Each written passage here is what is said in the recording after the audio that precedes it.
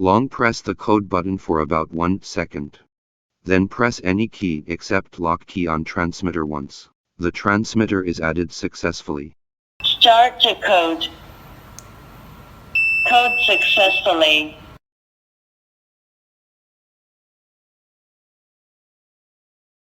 Press the lock key on the transmitter for 3 seconds. Then the transmitter is locked.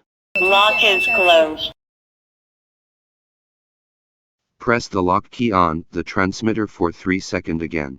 The lock status is removed. You will hear lock is open. Lock is open. Stopped. Long press the code button for about 8 seconds until a beep. All transmitters are deleted successfully.